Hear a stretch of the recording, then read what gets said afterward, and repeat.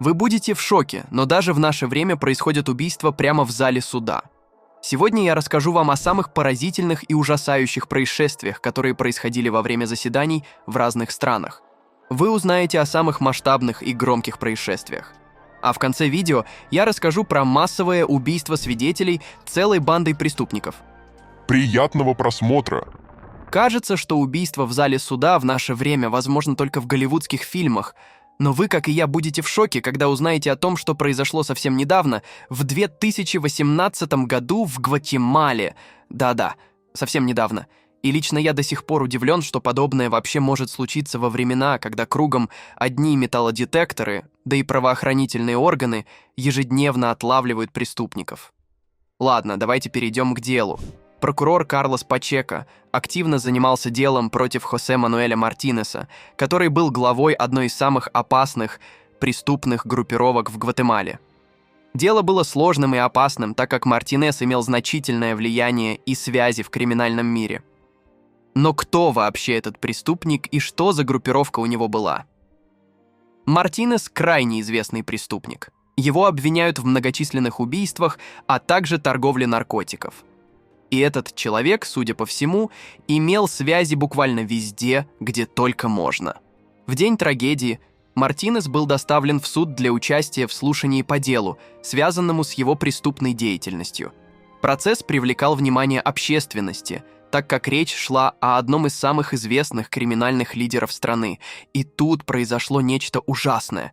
Прямо во время заседания Мартинес неожиданно выхватил спрятанное оружие и открыл огонь по прокурору Карлосу Пачеко. Нападение произошло настолько стремительно, что вызвало панику в зале суда. Прокурор Пачеко был смертельно ранен и скончался на месте. Естественно, убийцы с рук это не спустили. Его тут же задержали и отправили за решетку охранники.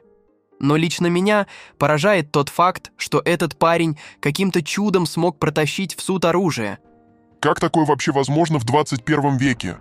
Вообще, я очень сильно поражаюсь тому, что только после столь резонансного случая в правительстве задумались над пересмотром мер безопасности в судебных учреждениях. Почему полиция заранее не подумала о том, что кто-то из преступников, тем более особо опасных, попытается пронести оружие на заседание? В общем, сплошные загадки. Ну а что стало с Мартинесом? После убийства прокурора он был обвинен в преднамеренном нескольких тяжких преступлениях. Его дело рассматривалось в условиях повышенной безопасности. В конечном итоге Мартинес был признан виновным и приговорен к пожизненному заключению без права на условно-досрочное освобождение. Ах да, я забыл упомянуть реакцию общественности. В общем, коллеги и друзья прокурора назвали его настоящим героем, который отдал свою жизнь в борьбе за справедливость. Да и вообще весь этот случай получил огромную огласку по всей Гватемале. Но лично мне кажется, что такого исхода можно было избежать, просто усилив охрану в зале суда. Правда, никто не гарантирует, что прокурор мог бы и дальше жить спокойной жизнью. Все-таки Мартинес был лидером преступной группировки, и его подручные точно отомстили бы за своего босса. Следующий случай, о котором я бы хотел вам рассказать, произошел в 2012 году в Чарльстоне, США. И, как мне кажется, это куда более показательное происшествие, которое еще раз доказывает, что охрану и досмотр в залах суда нужно усиливать в разы. Что там произошло? В общем, история следующая. Ничего не предвещало беды, ведь это было обычное гражданское дело. Майкл Кеннеди и его жена находились в процессе развода, который сопровождался серьезными разногласиями по поводу раздела имущества и опеки над детьми. И в целом, это вполне стандартная ситуация. Кеннеди был крайне недоволен ходом процесса и решением, которое, по его мнению, было несправедливым. И ладно бы он подал апелляцию. Но нет, он решил действовать куда более решительно. Майкл Кеннеди пришел на судебное заседание, заранее спрятав оружие. Во время слушания, когда обсуждались ключевые вопросы по делу, он внезапно вытащил пистолет и открыл огонь по адвокату своей жены, Джонатану Лукарелли. Он также начал стрелять и в других присутствующих в зале суда, включая свою жену, но, к счастью, остальные люди не получили смертельных ранений. А вот адвокат Лукарелли скончался на месте. Думаю, тут все дело в везении. Если бы Майкл Кеннеди был более хорошим стрелком, то во время совершения преступления пострадало куда большее число людей. А так Как адвокат был первой целью, он и получил самое серьезное ранение. естественно, на стрельбу в зале суда довольно быстро среагировали правоохранительные органы. Именно охрана обезвредила Кеннеди, а после они же начали оказывать помощь всем пострадавшим. А их было немало, ведь в зале суда началась паника, и были те, кто просто упал и получил ушибы. В общем, история крайне неприятная. Ну а после суд был закрыт, ведь в нем проводились следственные мероприятия. Естественно, это происшествие вызвало широкий общественный резонанс. И, возможно, именно благодаря этому случаю сегодня почти не слышно о схожих происшествиях в судах Америки, ведь после убийства адвоката были приняты значительные меры безопасности. Что именно сделали? Ну, теперь на входе в здание все подвергались тщательной проверке, а также была усилена охрана. Но что стало с Майклом Кеннеди? Его задержали, а после предъявили обвинения в убийстве и покушении. Ну и второй его судебный процесс проходил под усиленной охраной. Хотя, как мне кажется, во второй раз этот парень уже не стал бы совершать подобное. В конечном итоге Майкла признали виновным и приговорили к пожизненному заключению без права на условно-досрочное освобождение. И если предыдущие случаи могли не вызвать у вас какого-то отвращения или негатива, то следующий персонаж лично у меня вызывает чувство ненависти, ведь человек, из-за которого все и произошло, оказался таким отморозком, что это даже комментировать как-то сложно. В общем, этот случай произошел в 2009 году в Токио. Вообще, Япония славится большим количеством извращенцев, которые пристают к девушкам и фотографируют их из-под тишка. Но Такаши Кавамото оказался самым настоящим маньяком и насильником. Его арестовали за преступление сексуального характера в сторону нескольких женщин, и он был настолько известным, что само дело получило крайне широкий общественный резонанс, ведь все его жертвы выступали против него в суде. Но, к сожалению, на этом преступления Такаши не закончились. В ходе слушания одна из жертв давала свидетельские показания против него. В этот момент Кавамото внезапно выхватил спрятанный нож и бросился на свидетеля, нанеся ей несколько ударов. Атака произошла так быстро и неожиданно, что присутствующие в зале суда не успели сразу среагировать. Раны, которые получила девушка, оказались смертельными. К сожалению, ее не стало еще до приезда скорой помощи. И как вы думаете, что в тот момент происходило в суде? Естественно, царила паника. Я лично не понимаю, как вообще полицейские могут занимать свои должности, если они не могут уберечь свидетеля от нападения. Тем более, что у Такаши был обычный нож, а не огнестрельное оружие. А все дело, опять же, из-за паники. Но все-таки подсудимого смогли задержать до того, как он навредил бы кому-то еще. Этот инцидент вызвал широкий общественный резонанс еще до того, как произошло ужасное. Что уж говорить про последствия. В итоге все это привело к серьезному пересмотру мер безопасности в японских судах. Были введены более строгие правила досмотра и контроля за обвиняемыми, а в частности были усилены меры по обеспечению безопасности свидетелей и жертв преступлений, выступающих в суде. Но что стало с этим отморозком? Лично я хотел бы, чтобы таких преступников, как он, отправляли на казнь. Мало того, что он сломал психику и серьезно навредил своим жертвам, так еще и убил одну на глазах огромного числа людей.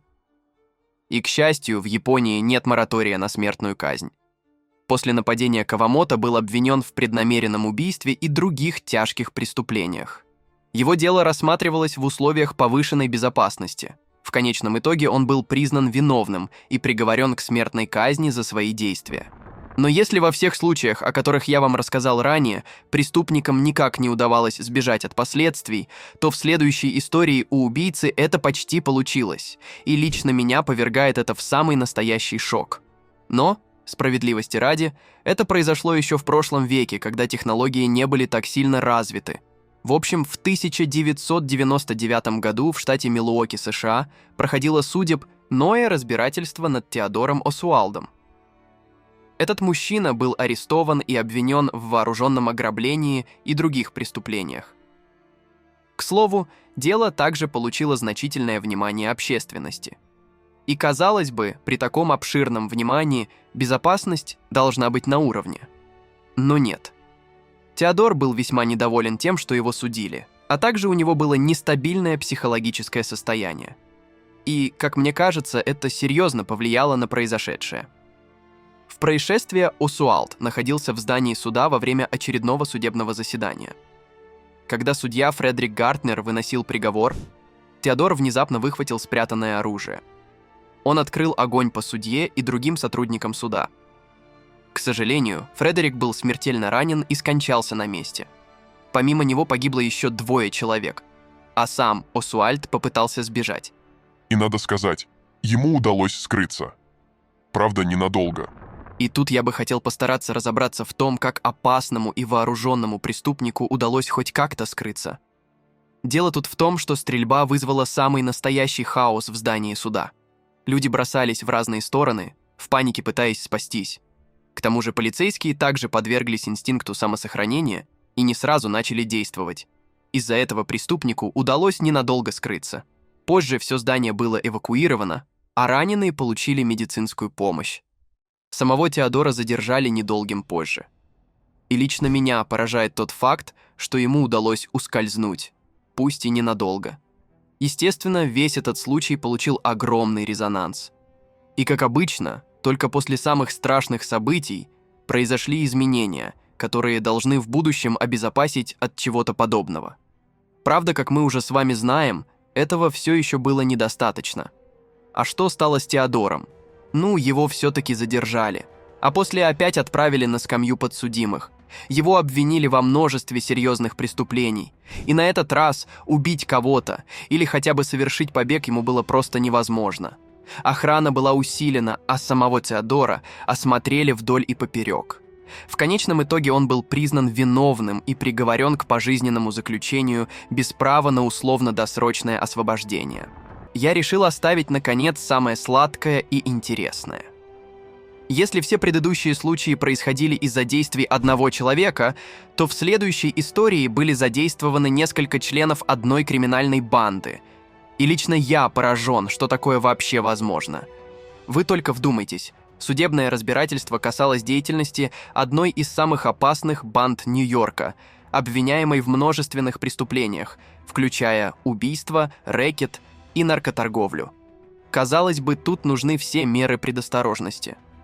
Но каким-то чудом один из преступников смог пронести пистолет.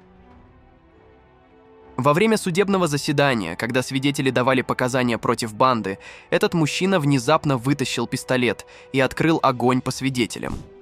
Несколько человек, включая главного свидетеля, были смертельно ранены. В зале суда началась паника. К сожалению, полицейские обезвредили преступников только после того, как все уже произошло. Естественно, все было по классике. Всех эвакуировали, пострадавшим оказали помощь, а нападавшего арестовали. Но что самое удивительное в этой истории, так это то, что именно Стрелка решили судить по всей строгости закона. Его обвинили в преднамеренном убийстве и других преступлениях. Новые заседания проходили в условиях повышенной безопасности. В конечном итоге его приговорили к пожизненному заключению без права на условно-досрочное освобождение. Но что стало с остальными преступниками? А насчет других членов банды история умалчивает. Как мне кажется, им также были предъявлены обвинения. Но вполне возможно, они получили не такие жесткие наказания. Вы только представьте, несколько свидетелей, которые выступали против них, убили. К тому же члены банды, которые были на свободе, продолжали свою деятельность и устраняли остальных свидетелей. Скорее всего, тем, кто оказался на скамье подсудимых, удалось избежать справедливого правосудия. Ну, а я очень надеюсь, что это не так. А что вы думаете на этот счет? Пишите свое мнение в комментариях. В итоге, как мы с вами поняли, полиция почему-то начинает действовать только после того, как происходит что-то ужасное. И это независимо от страны. Я до сих пор не понимаю, в чем была проблема просто осмотреть преступников на наличие посторонних предметов. А еще больше мне непонятно, как вообще можешь... Но спрятать пистолет? Я еще могу понять нож, ведь он может быть маленьким, из-за чего его можно скрытно пронести. Но уж точно не огнестрельное оружие. В любом случае, люди учатся на ошибках. И, к сожалению, иногда этот опыт достаточно горький. Остается только надеяться, что сегодня все судебные процессы проходят в условиях полной безопасности. Хотя даже сейчас эти условия не соответствуют необходимой действительности. Во многих учреждениях в разных странах нет даже рамок металлодетектора, что уж говорить о досмотрах. И кажется, все это изменится только спустя еще несколько подобных происшествий. Сегодня я рассказал вам о случаях убийства прямо в зале суда. Делитесь в комментариях своими мыслями насчет всех этих происшествий. Ну, а я хотел бы еще раз выделить тот факт, что на работу в полицию нужно набирать только профессионалов. А знаете, где еще нужны профи? В нашей команде. Друзья, у вас есть возможность попасть в нашу команду. Если вы владеете навыками видеомонтажа, можете озвучивать ролики на русском, английском и других языках, или же пишите интересные сценарии, мы будем рады с вами поработать. Пишите в Telegram-бота. Ссылка в описании. И спасибо вам за внимание.